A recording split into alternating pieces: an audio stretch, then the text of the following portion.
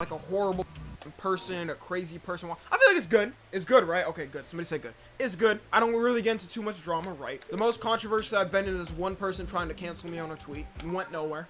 Literally nowhere. See, somebody said a furry, and that's just not true. That's just not true. Anyways, let's get to what we're doing. So, thought this would be a good idea for us to rate the Internet Menaces tier list. Podcast and just say the most random conspiracy theories ever. And if people just sit there like, wow, like, you know what, you might be right. You might be right. So I don't know about this though. Menace, he hasn't done anything too crazy. But I'm not gonna lie, I can't sit here and lie. I've watched some of them and I'm like, damn, that's interesting. Because I'm always the type of person, no matter what conspiracy theory you're spewing, that hurts I'm gonna think about it. I'm gonna be like, Internet Menace, I'm gonna say slightly, yeah, I think slightly. Eye pain level, wow, this hurts. Yeah, it's just that. Next one, Logan Paul. I feel like we talked about Logan Paul enough on here. It depends which one we're talking about. We've seen Logan on like 3 tier lists here. It depends. Was it that bad? It was pretty bad, obviously. He was doing some annoying. He was just being annoying. He was being a nuisance, essentially. Even then, I'll probably put him at slightly. In that era, I'll probably put him at slightly. But for now, I'm just gonna put him at preschool. All right, next one. Why is there not one day where I don't see this man on some type of tier list? He's always on like not a tier list, but he's always in somewhere of people talking about him. Of something bad. Whenever it's something bad, his name is bringing up. Isn't he somewhat changing right now? Or am I wrong? Isn't he somewhat changing? Like, didn't he lose, he lost 80 pounds, I think. So he's actually making progress. It's kind of wild. He's making progress now. I feel like he's changing. He's toned it down. Has he toned it down? Is there any avid watchers of Nico Avocado today? But when you do watch it or enjoy it, you're like, oh, it's not bad. It's not bad. You don't gotta like the guy, of course. Separate the art from the artist. Yeah, or you could do that too. So I'm just gonna put this at preschool level. Like, if you really think Sunny V2 is a menace, then you're unironically a part of those cancel culture people. Unironically, I really hate saying that, but it's cringe terminology. But it's just like, come on. All right. Anyways, next one. I knew I was gonna reach this point. Adin Ross. I was suspecting him to be on here. Man, very wild. This is an interesting case. This is a very interesting case with Adin Ross. I feel like Adin Ross is kind of in the same caliber as Rice Gum. And it makes sense because I'm pretty sure they're friends. So it makes sense that they're in like the same caliber of doing like a weird thing. From fever and injury, he stumbles once, twice, 3 times deeper into a cave on the apparition of a Hebridean island his mind has created. The first fall takes him from the surface into the caverns. The second, from the caverns into a slick waterfall basin. The third, from a luminescent stone chimney to a highway underwater, lost in time.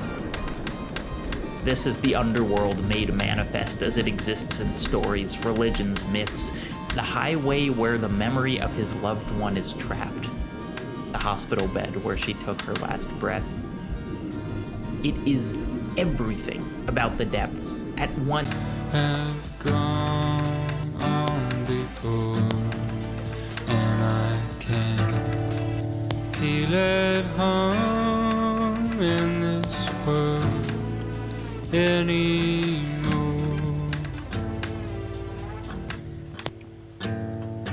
Oh Lord, you.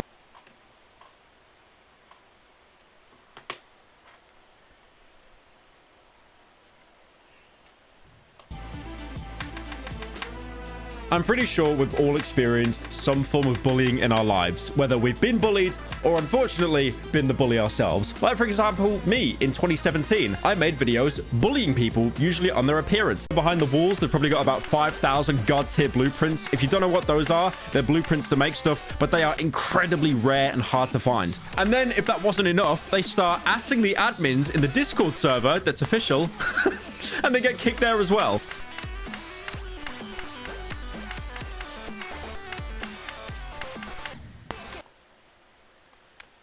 My gosh, this is taking so long. 1.5 from the corner. I don't know, son. I don't really care. I'm bond. I don't care. It's going left. Oh, the free bird. There I go. Oh, there we go. There we go. Finally. Kick. All right. Okay. Is that how we handle that situation? Bracken in his book, The Natural History of Norway. This wasn't a speculative work, according to Pontoppidan. The book declares itself a particular and accurate account of the temperature of the air, the different soils, waters, vegetables, and so on. And yet, 200 pages in, he writes this: the Kraken. This creature is the largest and most surprising of all the animal kingdom. He says that fishermen may sense the presence of the creature by an abundance of fish, but if the water seems to grow shallower, they need to get the hell out of there before an enormous monster comes up to the surface of the water. He writes that no human has ever seen its true body, but its back alone is 1.5 miles. And greatly concerned as to why there's an amalgamation of corruption and crimson that seems to follow us all the way up. This is when it happens. Desire. Desire comes with inherent suffering. God forbid a real-ass gamer wants to see some nature and shit in the world. My bad. The eaters are nearly as large as my desire for Plantera. Worms from hell show up at random. There is lava that shows up wherever the hell it would like to, with no regard to how you think or feel about its unwanted presence. It looks like we're in space. There is both evil biomes up here. Things could not possibly be fucking worse. However, where a Sigma Gamer Terraria-pilled Sigma Gamer wants to capitalize, there he shall. We move some of the lava over to do damage to the eaters, so we keep digging, and keep digging, and keep digging, and keep digging. Realizing we are taking way too much damage to feel comfortable in our own loose skin, we decide to take the minecart in the jungle to increase our odds of finding good loot and actually survive. Can I get an inkling, even a mere drop of a fucking break, please? We eventually managed to collect all of our things and decide to... How the fuck am I supposed to get anything done? God damn it! We eventually managed to collect all of our things and decide to... I'm deleting my fucking channel. I can't do this. I'm gonna lose my goddamn... We eventually managed to collect all of our things and decide to adventure above ground. Seeing what has changed in our world... Never mind. We decide to sit on our asses and cry in front of a new group of friends our best friend introduced us to. Shattering back... Now back to running our asses off, away from anything that can delay me any goddamn further. We shield ourselves off and blow up a single heart, giving us The Undertaker. Thank the high heavens that's over with. We buy a mini shark and a completely unnecessary amount of bullets, because it's our right as a goddamn mug-blooded American. Swing to the left, kill a mimic, get the funniest accessory of all time from it, and whip up a quick house in the desert biome for our nurse and our arms dealer to play hide the pickle in. A blood moon hits, so we head to the top to get all the yummy blood moon drops a Sigma Terraria-pilled gamer could ever dream of at the local Coward Pyramid. After AFKing until the event finished, we see we got yet another money trough, a shark tooth necklace which gets my 6 o'clock standing to a high noon just by a look, and also we've accumulated over various trips to the jungle and begin setting up a fishing spot in the Crimson. We want every buff we can get for the next boss battle. Overprepared is far better than the latter. We wall everything off to be extra sure we're safe and secure in our fishing quarters, then fill it up with water. We then do the same on the corruption side, so we get the best of both worlds, then begin on an absolutely epic fishing compilation. Fish fear me. Women fear me. I am socially inept. Gamer for life. We get a ton of bass. Wooden crate. Damselfish? That's something. Wooden crate. Wooden crate. Wait, can't we only get damselfish outside of a corruption or crimson biome? Wait a goddamn minute. Damselfish. 2, 3 damselfish. We cut our losses. Open our crates, which give us some bait and ores. Who didn't have good technical ideas. And she goes on to say, maybe people picked up on that not being authentic since it wasn't. Now, I understand the reasoning here, because in our society, women do have to work harder to be taken seriously, especially in a male-dominated field like Silicon Valley. But the issue here is that regardless of how she presented herself, she did not, in fact, have good technical ideas. Theranos' entire premise was just a pipe dream. Anyway, Edward... Who? Of course, the guy with the JoJo profile picture misheard it on purpose. Author wraps up the zoo encounter and gives a recap of Elizabeth's actions at Theranos and the resulting trial and sentence, including this great quote here, by the way. Lance Wade, a lawyer for Miss Holmes, said that his client made mistakes, but mistakes are not crimes. But like... Does wire fraud, goes to jail for 11 years. It was a mistake. I just wired the money to my account for multiple years. On accident. They can be. This logic is so ridiculous because it basically excludes every single crime in the entire world. Like, yeah, I kidnapped your dog or whatever, but I now see that as a mistake. So was it really illegal? Every time I hear like a YouTuber mention a dog, I always think of that T Martin video. Cooper, I have no idea how I'm gonna record this video, dude. He's got such like zesty eyelashes. The Carl Jacobs effect. All right, guys, so I'm gonna try to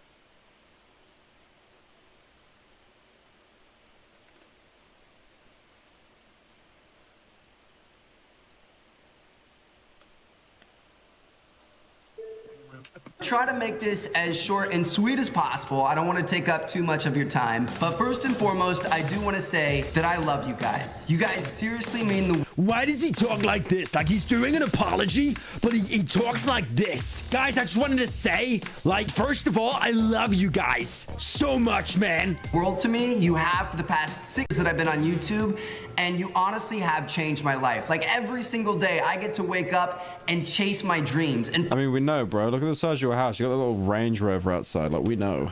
But yeah, we already know the series of unfortunate events that led up to the big jail date. But what this article shares that we didn't know before. Someone said YouTuber accent.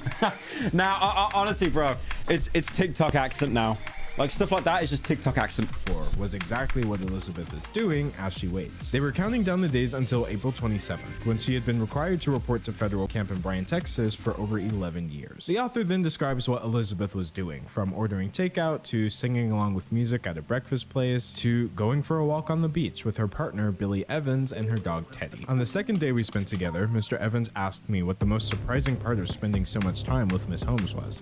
I told him it's that I didn't expect her to be so normal. Now, I think this is an understandable reaction because, in fairness, I wouldn't expect Elizabeth Holmes to be very normal either. But where this writer really started to lose me was where she starts trying to paint this really complex other side of Elizabeth. Dog slobber off of my shoe. So I think there's two main issues here. Number one, these are not two different people that you're writing about. This is the same person who did all of these actions. Something as small as wiping off someone's shoe, or even genuinely great things like volunteering for a crisis hotline. These are great areas for Elizabeth to be focusing her energy on. And so it's nice to see that, I guess. But this whole, hey, look, guys, she has human decency angle would only work if she were to admit and acknowledge that her actions in the past were completely and utterly indecent. And up until this point in the article, I haven't seen any of that at all. The second thing is, how are we even supposed to believe that this is the real Elizabeth in the first place when she admitted in this interview that the previous iteration of her was just a complete fraud? But actually a question that the reporter had as well. So how could I be sure? It reminds me of like when I like how the framing of this is almost like when Logan Paul shown that body in the Japanese suicide forest, and then Logan so obviously got like a PR team because he did that apology. Like everyone remembers the apology, but they don't actually remember like he had like a huge PR team that he hired to like clean up his act. And I remember they interviewed a guy who tried to kill himself and actually survived. Like it was a suicide attempt that failed. And then Logan was just sat there with like 9 cameramen be like, oh yeah, oh yeah, oh yeah, oh. Guess when you're a fake person, you wind up attracting fake friends. Who would have thought? If the people who actually know Elizabeth personally aren't even falling for Liz, then I have no idea why this article seems to think that we're going to. I tried to ask Miss Holmes this directly. How do I believe you when you've been convicted of basically lying? Wait, why is basically in parentheses? She lied, but how could I ask someone who is nursing her? She didn't lie. She made a severe and continuous lapse in judgment, and she's not asking for forgiveness. Her 11-day-old baby on a white sofa 2 feet away if she was actually conning me. And speaking of the baby, the article goes on to explain that a lot of people think Elizabeth is just using her kids as a get-out-of-jail-free card. Ms. Holmes' defense team partly cited her 2 very young children and are distracted. I don't think anyone anticipated that. No one anticipates going to jail. Just such a bizarre cope. They always... I know. Oh wait, sorry, that's not her voice. I knew I'd do wire fraud, but I didn't think I'd get caught. Okay, Jeffrey, I'm going to jail. Quick, impregnate me. I will conceive a child, and then they will not put me in jail. Always wanted a big family. I don't know what's worse, if this is a blatant lie since it was obvious to anyone with a brain that she would wind up facing jail time over this, or if she's actually being honest and she genuinely thought that she was going to get away with what she did. But yeah, according to Elizabeth, what's with the pink hair? Fuck me, man. Are you fucking people just being like born and logging into YouTube? Okay, go onto my Twitter. Go onto my Twitter and look at the top post. Look at the top post. Elizabeth, this was all just the power of love. Finding your person in the middle of all of this and experiencing that love when you're going through hell is the most beautiful thing I've ever Is there a new Succession season? It's the final season now, bro. It's season 4. Experience. I'm really glad that she was able to turn her crumbling empire built on lies into a beautiful experience. If only the experience was as beautiful for all the people who worked at Theranos and wound up losing their job because you decided to burn the company down by lying to everyone for years. CEO, wasn't she in charge? She said that Mr. Balwani did not control her every interaction or statement at Theranos, but she, quote, deferred to him in the areas he oversaw because I believed he knew better than I did. And those areas included the problematic clinical lab. So now her story is that the devastating lab visit that wound up getting Theranos banned from blood testing wasn't even her fault. Great to know. Again, what good is this just a harmless mom act when she can't even acknowledge the extensive harm that she did in her years at Theranos? Anyway, the author realized she wasn't going to get any more accountability out of Elizabeth here, so the topic changes to the enchanting love. Chat, does anyone here actually use VR chat? Because it seems to be that all the fairies do it. Like I've never actually done VR chat. Fraudulent billionaire, but because she is a woman. Ms. Holmes's defenders, stretching back to childhood, said in letters to the court and in conversations with me that the feverish coverage of Ms. Holmes' downfall felt like a witch trial, less rooted in what actually happened at Theranos and more of a message to ambitious women everywhere. Don't girl boss too close to the sun, or this could happen to you. Don't girl boss too close to the okay, so not only did they do the okay but Hitler's worse, they also tried to make it about women's rights. It's like, okay, like imagine like she scammed millions, right? And then it's like no, but if you shoot her down, all of womankind take an L. You can't do that. Don't girl boss much. Did they get the fucking intern to write that? That's awful. It's almost like when she hired the PR team, they were just like, okay, she's fucked. Like, there's no way we can help her. Larry, intern, get in here. You write it. She's fucked anyway. It's a learning experience for you. Once again, Elizabeth is trying to twist the very real issues of sexism and misogyny into this contrived fantasy that will magically excuse her actions. In reality, Elizabeth Holmes made things far worse for women in the field, because now if a woman has a startup, she's gonna have to beat the Theranos I just saw the fucking I am a surgeon bit. The I'm a surgeon bit. Outlets started calling the New York Times out for this. The New York Times' fawning profile of Elizabeth Holmes did not need to exist. There really is a special kind of annoyance that comes from seeing something completely devoid of necessity, like that article. It's not even like it was a slow news week, because in 2023, something happens literally every 5 minutes. This Guardian article says in the subhead, the Theranos founder and convicted fraudster used a New York Times profile as a shameless PR exercise. If only other female convicts were given a first chance, let alone a second. I wish I could. True, we should actually give O.J. Simpson a second chance. I think he didn't really do anything wrong. Hey, Twitter world. Hey, Twitter world, this is yours truly. Hey, Twitter world. Oh, Twitter world, this Hello, is Twitter yours world. truly. Hey, Twitter world, it's me, yours truly. Hey,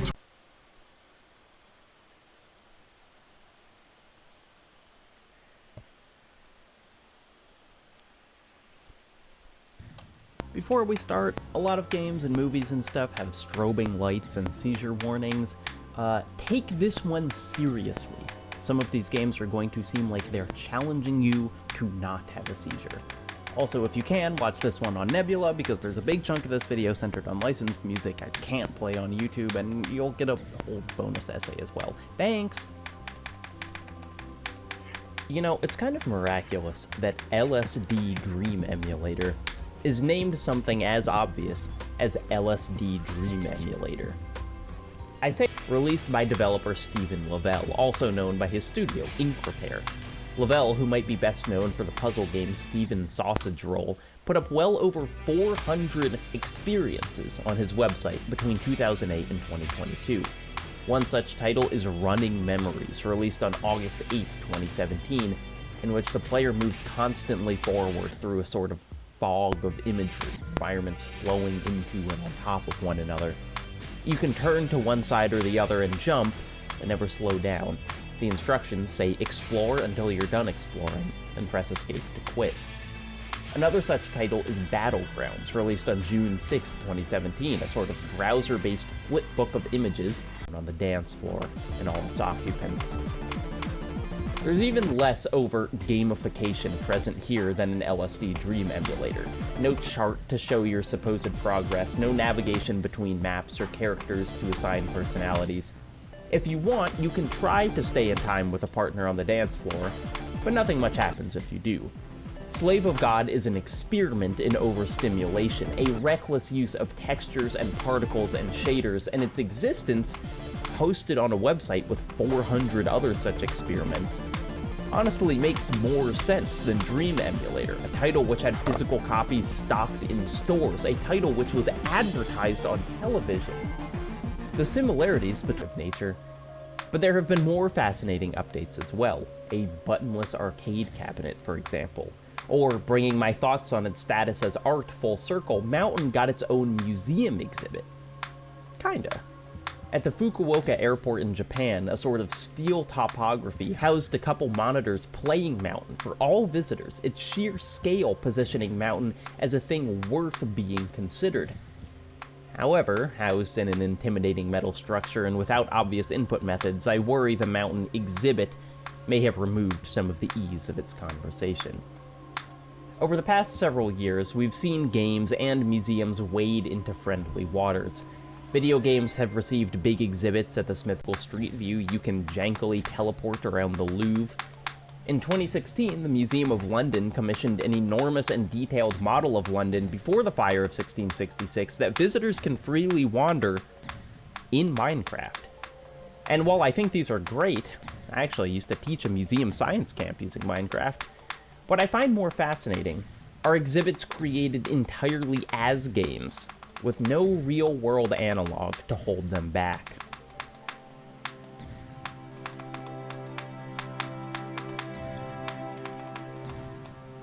Released just a couple months ago by a creator named Louie, Monuments to Guilt is a fairly straightforward exploration of the digital museum floor. And yes, there are the drums and the bass, but the vocals are isolated again, a payphone in the corner with York's digitized yelping, awkward and lonely.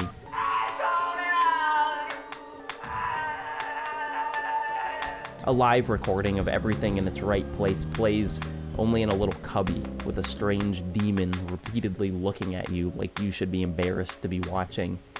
In a room that feels as dreamlike as anything in Dream Emulator, the skeleton of In Limbo plays while hundreds upon hundreds of notes detach themselves from the walls and soar into nowhere. A hall lit with a dim floating cube suddenly swerves directly into Slave of God territory when he's comfortable. It made me think about all the other games I play, how predictable they are, how I understand the rules. It made me wonder what lies beyond the polished edges of AAA game development. 2:22 AM doesn't really fit within our existing games infrastructure. Itch.io is kind of a haven for these experimental titles, but because of that, Itch.io is also kind of a punchline for a lot of people dismissive of non-traditional gaming experiences. Newer platforms like the Epic Store have promised that the titles they sell will be more strictly moderated. They'll only sell high-quality experiences. This might exclude the worst of the worst, but who decides what lives inside or outside the realm of high-quality experience? But he didn't want it hidden. He wanted public displays of anger and hugely visible protests. Wanting it to be shown off was a statement of intent. Helms didn't care about art. What he did want was to raise big crowds of everyday Americans, each of them representing the country's anger at non-traditional lifestyles. I have to conclude that they really wanted that exhibition in Washington, said the museum's director, Christina Orca Hall, so it would fuel their fire.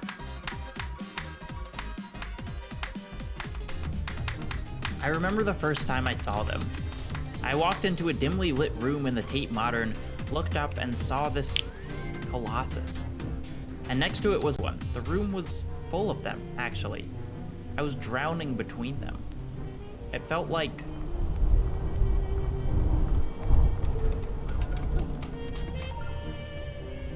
Mark Rothko's work doesn't fit very well with the typical adjectives we use to describe art.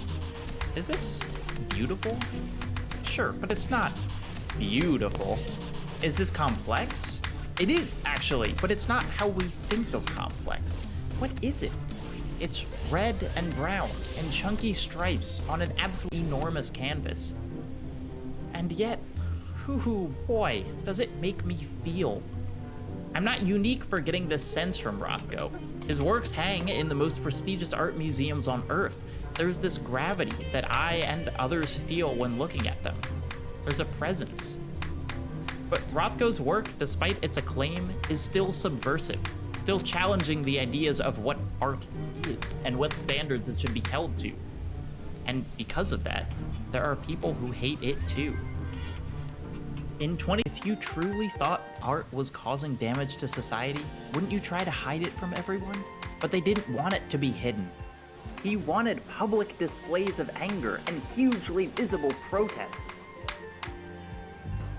This kind of art, the Nazis said, would only be made by insane and degenerate artists. Specifically, they said they must be mentally ill to create these kind of abstractions.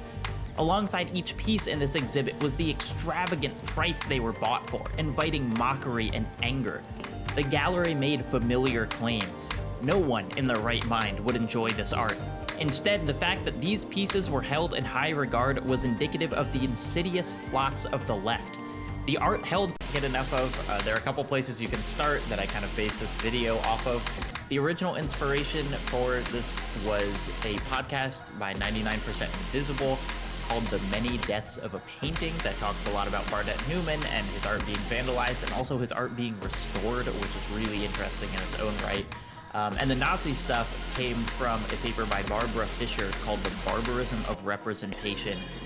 You might have to have like a JSTOR subscription or something, but just tweet at me and I'll send you that. Like these academic gatekeeping walls are such bullshit. Anyway, the many talented voices you heard in this video belong to other YouTubers. Zach Frazier, returning star of the Wolfenstein video, was in here. Complicated control layout scheme shown to players before they even got to make their first step.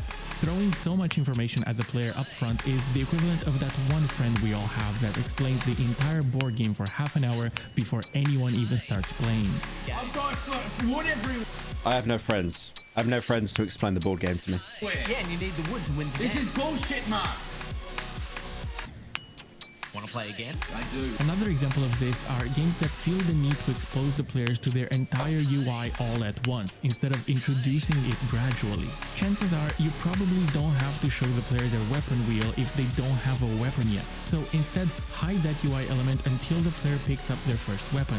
This way, you keep the screen space clean while in the exact issue, bombarding the player with ironic pop-ups every few seconds. That's kind of genius. I like that. Far Cry 4, developed by the same studio, to do the same thing a year later, unironically. If you absolutely must introduce your mechanics with a short sentence, then look at how Dark Souls implemented this. With high contrast, easy to spot messages sprinkled throughout the level, requiring the player to consciously interact with them so they end up being fully optional. Alternatively, just like Splinter Cell Blacklist did, you can completely avoid the pace-breaking problem by infusing these hints diegetically right into your level design. That way, you at least fix the respect problem out of the four. I think that's a bit of a cope. I don't know. He's basically saying Dark Souls is better because you have to make the active decision.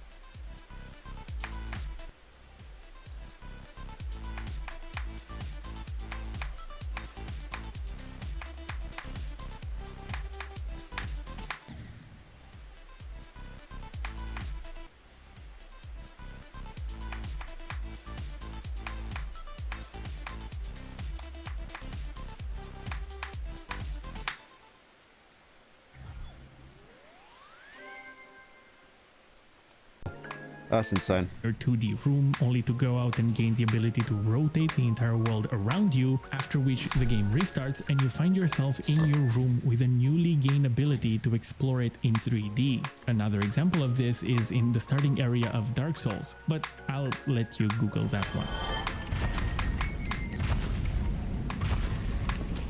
Alternatively, some other games like Call of Duty and Titanfall turned their tutorial into a shooting range / training course. The beauty of this is because they are timed, they effectively become high score chasing minigames, spawning entire speedrunning communities trying to figure out new strategies in order to get a faster time, drastically increasing the game's replay value in the process. Now, favorite franchise is Mario?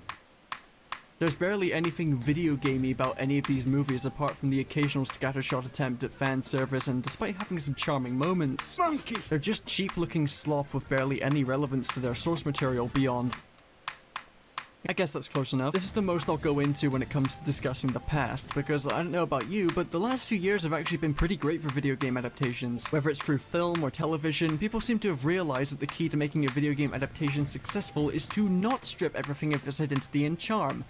What a concept. Although I guess I can't give too much credit, as a lot of these projects are being made with direct input from the companies involved with actually making the games, instead of just giving some hotshot Hollywood suits free access to the sandpit and hoping for the best Mortal Kombat film to exist. I mean, that was what drew people to the games back in the 90s. It was insanely violent compared to other fighting games, while still being a solid fighting game. You can't tell me those controversies didn't play a part in making the franchise so popular. Also, including the cheesy delivery of "Get over here" makes this film so infinitely likable to me, so I don't really care what you have to say. It's not very good and is worthy of a ton of critiques, but it's miles better than whatever this was. And even as someone with limited Mortal Kombat experience, I was still able to watch this and be entertained enough.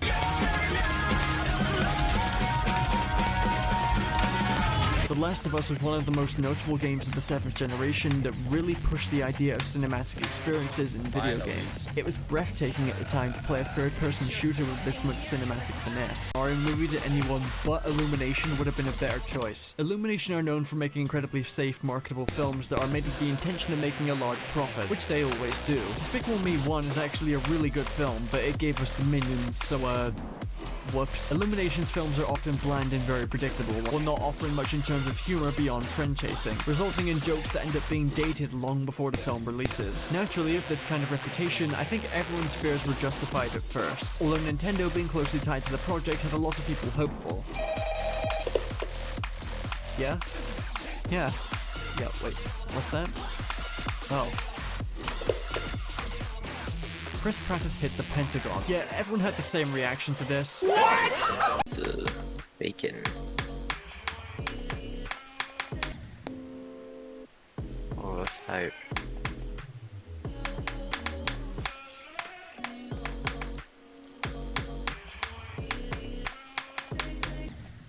I can't believe I fluked it and then I have to repeat it. Okay, I'm getting lost. What? If Why? you don't want to play Fort, then what's the point? Why are you... Okay, fine. Unless you want to get on Fort. Huh? I wanna watch TV.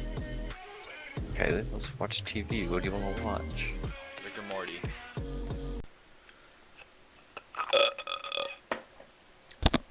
I'm working on beating every Walmart challenge. Pretty hype. There's 100 of them. Let me see how hard this one is, and then if it's easy, then I'll... Okay, it looks easy. I'll beat this and then play Fortnite. Not Fortnite, watch TV.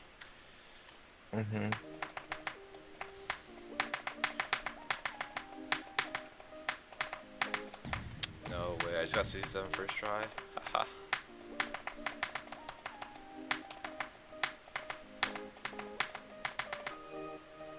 Okay. Should I get this sticker pack? This is Jesus, very $10.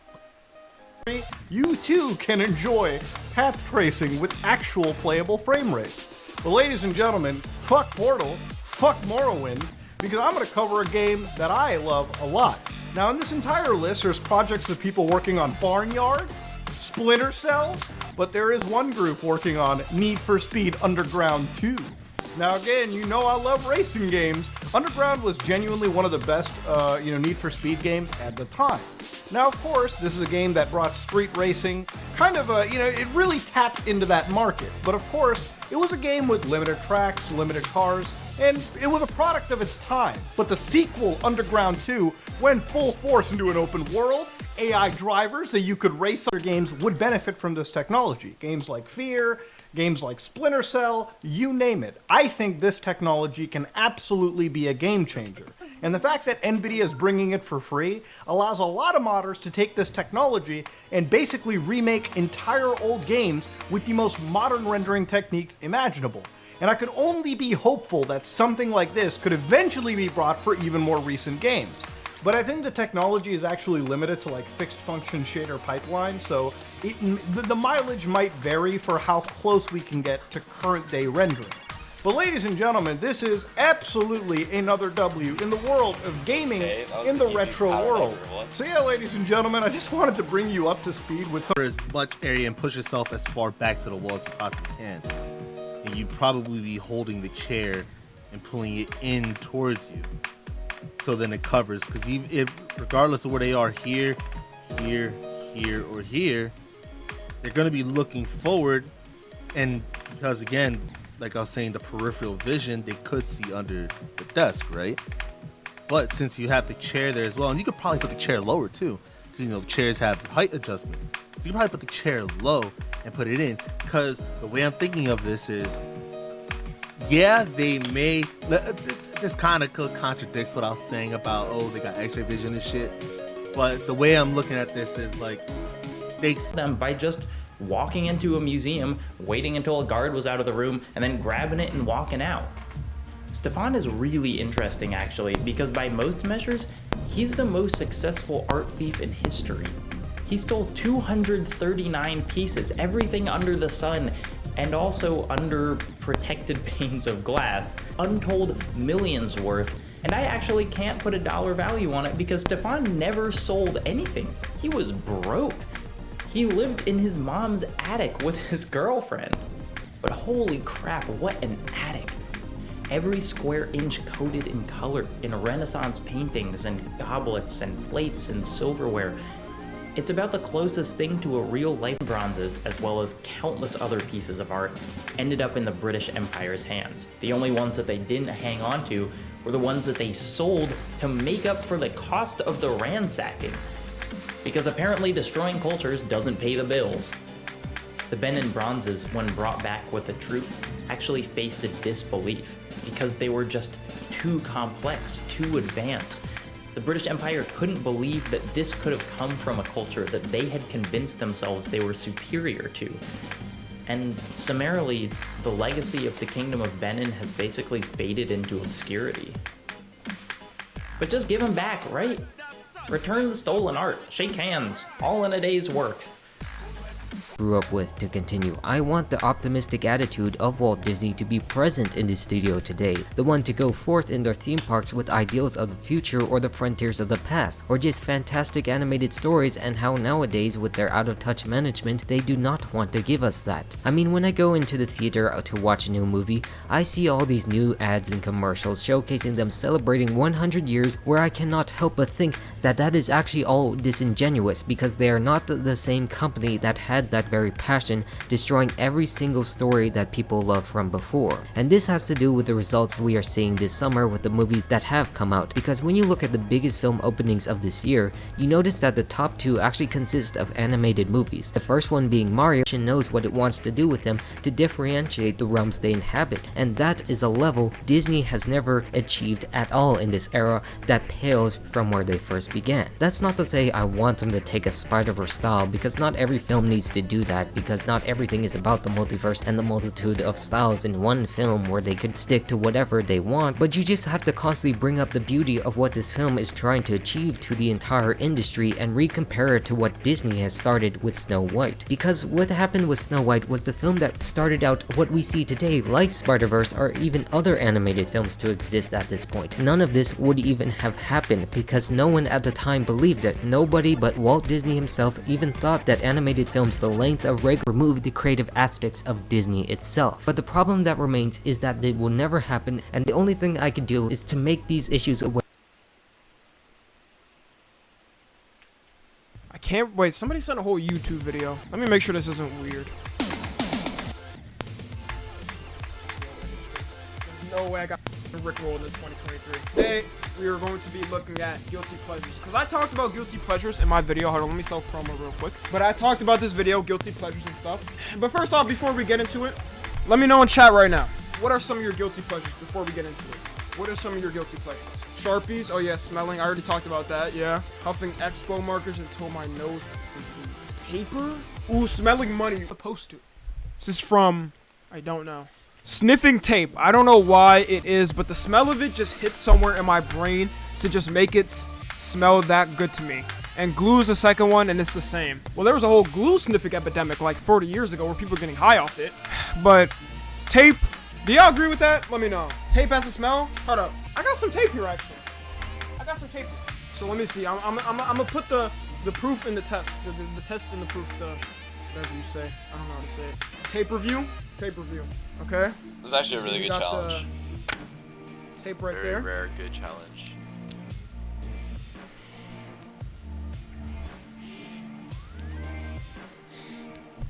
Man behind him. So I would say it's pretty clear that this whole short is about the danger of strangers. However, the fact that it was told in such an innocent looking way really makes it much more horrifying. The attention to detail is also just perfect. The darted eyes that Kipsky gives Kalen as he comes up with the idea to lure him to his house. Kalen looks back as if he knows that it's probably not a good idea to go into the house.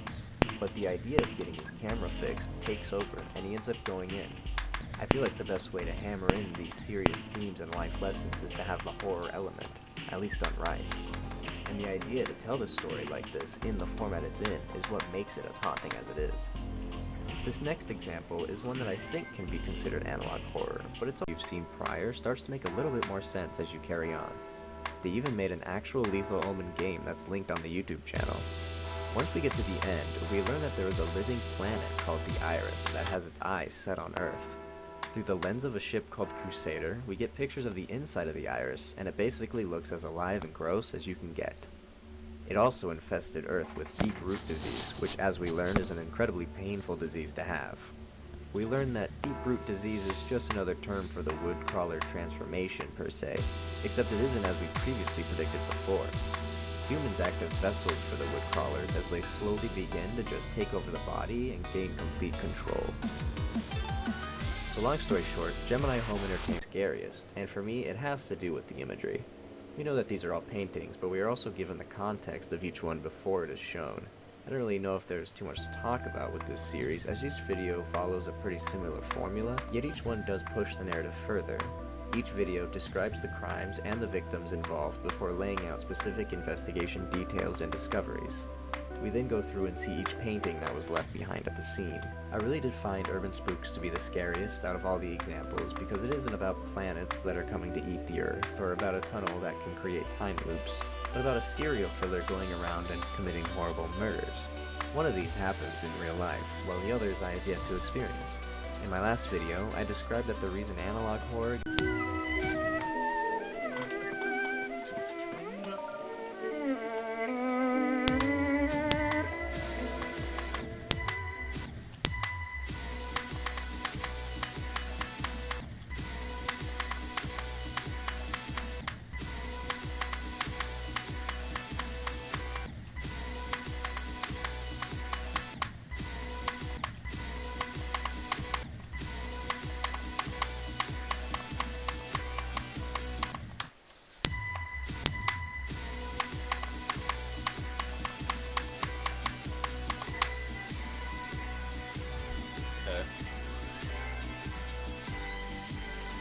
barbarism.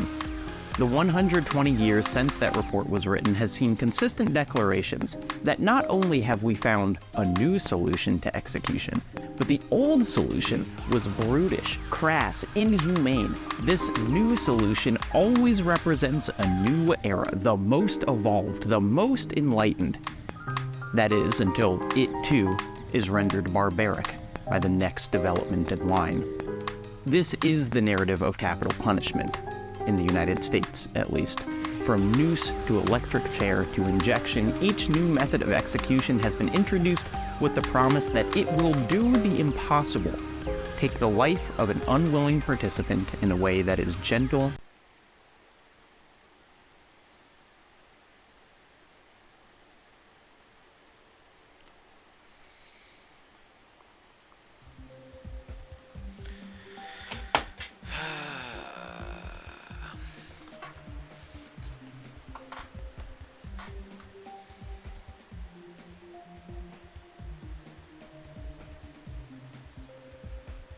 Wait, it's TOS?